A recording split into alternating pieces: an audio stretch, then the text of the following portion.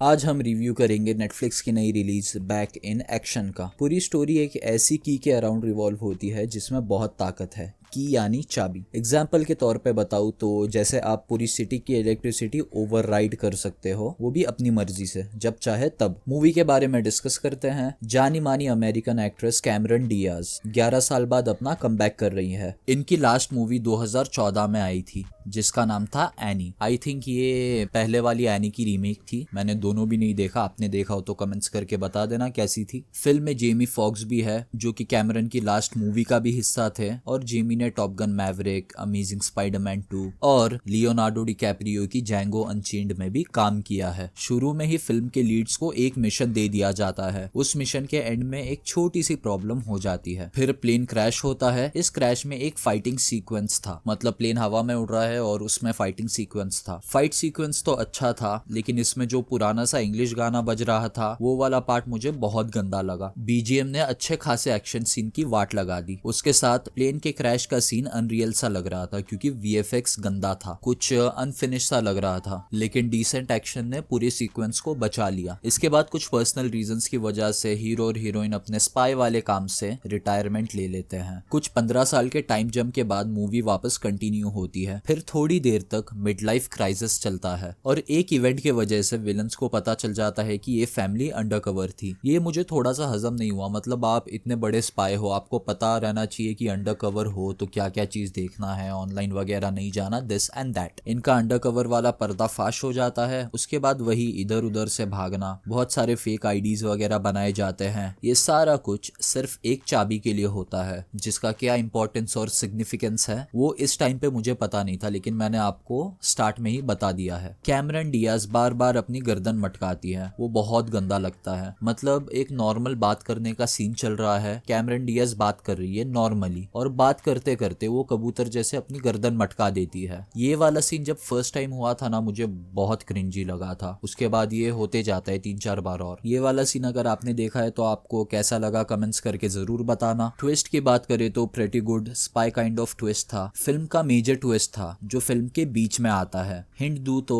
Villain वो इंसान होता है जिस तक आपका दिमाग जाएगा ही नहीं, क्योंकि उसको पहले से ही साइडलाइन कर दिया जाता है, और ऐसे साइडलाइन करते हैं कि रिटर्न की कोई उम्मीद नहीं होती। ये वाला राज खुलता है तो इसकी बैक स्टोरी भी दिखाई जाती है कि इन्होंने ये सब चीजों को अंजाम कैसे दिया। डिटेल्स नहीं बताते तो इलॉजिकल सा सीन लगता, लेकिन बता दिया तो इट वाज लॉजिकल। इस एक ट्विस्ट के अलावा पूरी मूवी प्रेडिक्टेबल थी। इसके बाद क्लाइमैक्स के लिए बाइक चेस सीन होता है, and I would say bike chess sequence अच्छा था। लास्ट में क्या होने वाला है वो भी प्रेडिक्टेबल था। सिनेमाटोग्राफी ठीक सी थी, कुछ भी एक्स्ट्रा ऑर्डिनरी या बेकार नहीं था, लेकिन VFX was poor at times. Mostly poor नहीं था, स्टार्ट में वो प्लेन वाली सीन में पुअर था, और बाइक वाली सीक्वेंस में सिर्फ 1-2 माइनर सी जगह पे था, बाकी बाइक वाला सीक्वेंस बहुत अच्छा था। कैमरन और जेमी की केमिस्ट्री बिल्कुल भी मैच नहीं कर रही थी। They are trying to be romantic and caring, but कुछ मजा नहीं आ रहा था, कुछ मिसिंग सा लग रहा था। मतलब फेक फेक सी फीलिंग आ रही थी। बीजीएम की बात मैंने ऑलरेडी कर ली है, बट सम अप कर देता हूँ। सिर्फ वो रेट्रो स्टाइल इंग्लिश गाना जो फाइट्स के अराउंड बजता है वो थर्ड क्लास था, पूरी मूवी में चलता है। मतलब वो फाइट का मजा खराब कर देता है। इस पर्टिकुलर स्टाइल ऑफ बीजीएम के अलावा बीजीएम अच्छे थे, डिसेंट थे, नॉट इवन अच्छे। एट टाइम्स एक्शन सीन्स की इंटेंसिटी बढ़ भी जाती है बीजीएम की वजह से, which is good work. Action की बात करूँ तो मुझे दोनों लीड एक्टर्स की एक्टिंग अच्छी नहीं लगी, to be very honest. Specially Cameron Diaz ने ओवर एक्सप्रेस कर दिया है अपने आप को। उन्होंने जो टाइप की एक्टिंग की है वो जरा भी सूटेबल नहीं थी इस रोल के लिए। Story regular spy thrillers type की थी with a pinch of family twist added to it. Comedy करने की अच्छी कोशिश की गई थी, लेकिन मोस्ट ऑफ द टाइम हुई नहीं। इनफैक्ट के वाली कॉमेडी ज्यादा हो रही थी। सिर्फ एक सीन मुझे कॉमेडी लगा, जहां एक बंदे को इंपॉर्टेंट कोडिंग का काम करना होता है, टाइम भी कम होता है, और वो बोलता है हे सीरी